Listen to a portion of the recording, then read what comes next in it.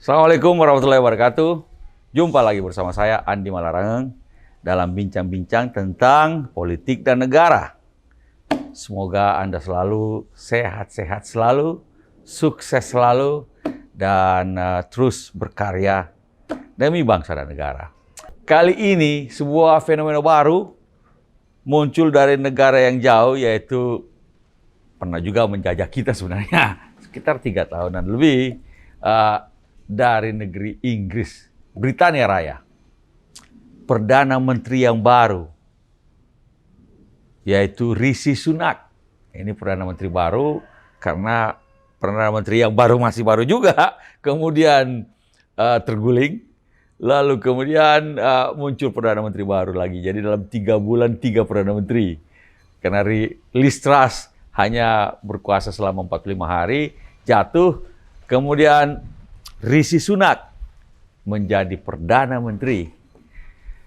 Sebenarnya dalam konteks pemerintahan Inggris, sistem politik di Inggris, nggak ada masalah. Artinya bahwa proses perubahan, pergantian kepemimpinan, pergantian Perdana Menteri berjalan dengan baik. Raja yang baru juga, Raja Charles III, kemudian memberikan restunya dan kemudian terjadi perubahan, pergantian kepemimpinan, pemerintahan tetap jalan, ekonomi tetap jalan, dan sebagainya. Malah dengan terpilihnya Rishi Sunak kemarin, lalu beberapa indikator-indikator ekonomi nampaknya respon publik, ekonomi, pengusaha, saham menjadi lebih baik. Nah, tapi bukan itu yang luar biasa. Yang luar biasanya adalah Rishi Sunak ini adalah keturunan India. Keturunan India, beragama Hindu. Istrinya pun bahkan masih warga negara India. Istrinya masih warga negara India. Kemudian juga Rishi Sunak ini adalah Perdana Menteri termuda dalam 200 tahun terakhir. Perdana Menteri Inggris termuda dalam 200 tahun terakhir.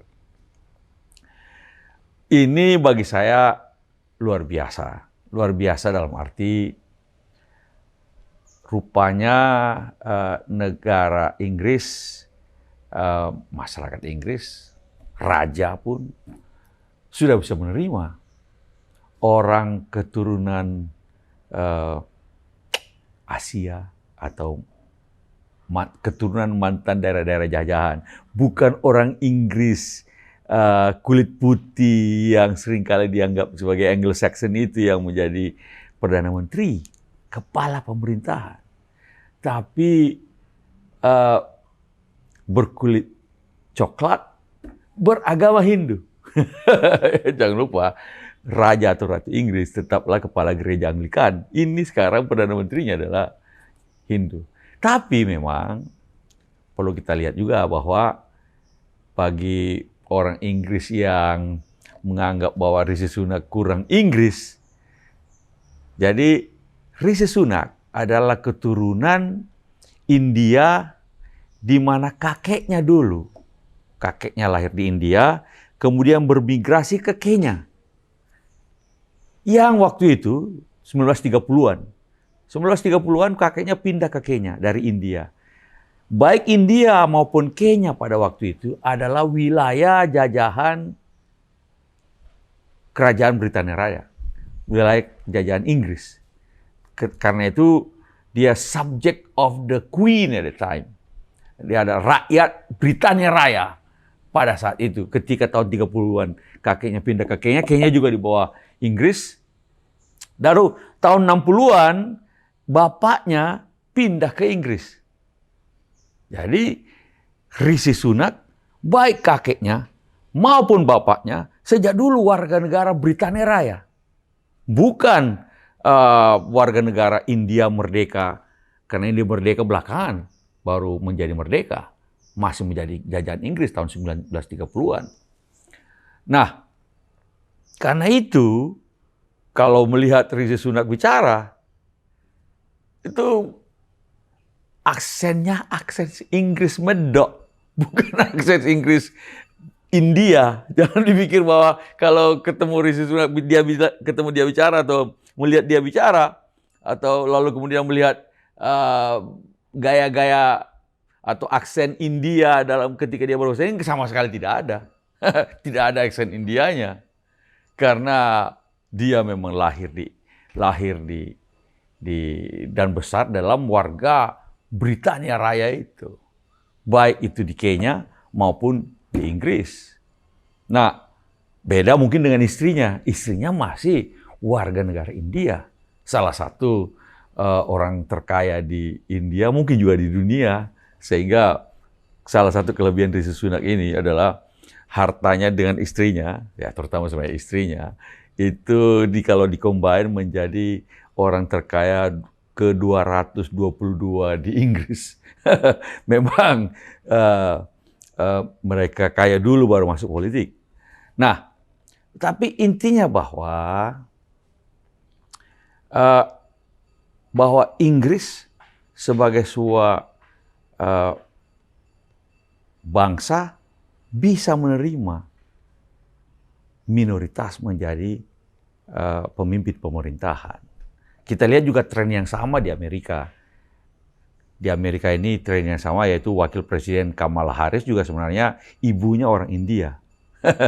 Maklum orang India memang jumlahnya miliaran, 1 miliar lebih, dan sejak lama mereka bermigrasi kemana-mana dengan berbahasa Inggris karena mereka pernah jajahan Inggris. Sehingga ketika mereka masuk ke Barat, ke Amerika, ke Inggris mereka berbaur dan kemudian mampu menjadi bagian dari masyarakat, baik itu di Inggris maupun di Amerika, dan kemudian survive, menjadi unggul, dan kemudian masuk dalam politik, sehingga kemudian menjadi, kalau Kamala Harris wakil presiden, kalau di Inggris Raya sekarang ini Perdana Menterinya. Nah, ini memang sesuatu yang perkembangan terbaru ketika orang tidak lagi melihat warna kulit, ras, bahkan agama di dalam siapa yang bisa menjalankan pemerintahan. Konsepnya memang berbeda. Bagi mereka yang namanya pemerintah itu pelayan rakyat. Siapapun yang bisa melayani rakyat yang terbaik, ya itulah yang menjadi pelayan rakyat. Nah, bukan sekedar pemimpin, tapi juga sekedar terutama adalah public service, pelayan rakyat. Public servant. Ya. Nah, walaupun memang untuk kasus Rishi Sunak ini perlu juga menjadi catatan bahwa kenaikan Rishi Sunak dalam pemerintahan di Inggris itu tanpa pemilu. Karena jatuhnya Liz Truss dan kemudian pemilihan yang kali ini dilakukan adalah pemilihan setengah kamar di antara anggota parlemen Partai Tory, Partai Konservatif. Jadi karena Partai Tory memenangkan pemilihan umum sebelumnya, yaitu waktu itu Boris Johnson sebagai Perdana Menteri, kemudian Boris Johnson jatuh di tengah jalan, tapi mandat yang diberikan dalam pemilu itu masih ada 5 tahun. Kemudian Liz Truss diganti, baru 44 hari, 45 hari jatuh, sehingga kemudian pemilihan Perdana Menteri itu dilakukan setengah kamar di antara anggota parlemen Partai Tory. Terpilihlah kemudian Rishi Sunak. Nah, kita belum tahu nantinya, pada waktu pemilu berikutnya nantinya, itu ketika itu Rishi Sunak sebagai pemimpin Partai Tory harus mempertanggungjawabkan kepada rakyat pemilih. Dan itulah sebabnya juga misalnya Partai Buruh yang menjadi oposisi menantang Partai Rishi Sunak untuk menyelenggarakan pemilu dipercepat. Sehingga berharap bahwa Partai Buruh akan menang. Kira-kira begitu. Tapi Rishi Sunak nampaknya tidak ingin melakukan pemilu dipercepat, sehingga pemilu tetap akan dilakukan sesuai jadwal. Sementara itu dia kemudian terpilih sebagai Perdana Menteri Inggris yang baru. Nah, the moral of the story adalah memang tampaknya bagi bangsa-bangsa tertentu, kita lihat sudah mulai ada proses perubahan di mana minoritas atau mereka yang dianggap sebagai minoritas di negeri itu, apakah itu etnik, apakah itu ras, apa itu agama, bisa saja menjadi kepala pemerintahan di sebuah negara.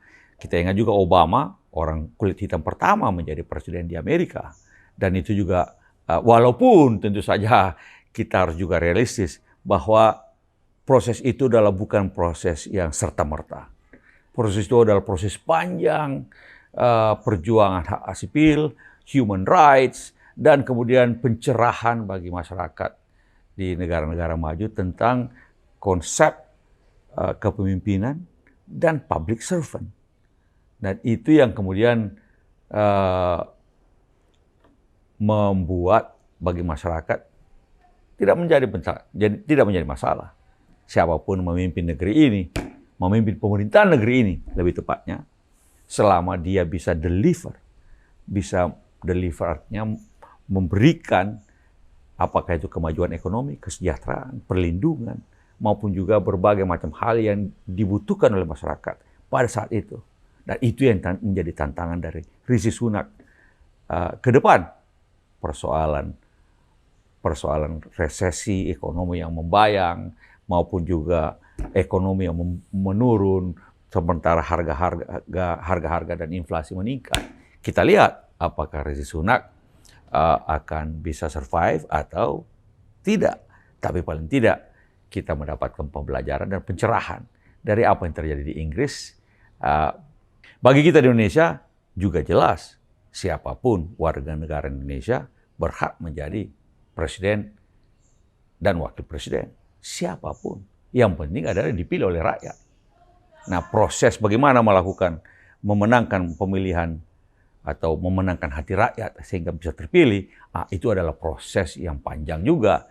Dan kita lihat nantinya dari pemilu ke pemilu, yang penting adalah proses demokratisasi di Indonesia berjalan terus. Sehingga kita juga akan mendapatkan kemajuan-kemajuan yang diharapkan oleh bangsa ini. Demikian, sampai jumpa lagi di lain kesempatan. All the best bagi Inggris, all the best bagi Indonesia.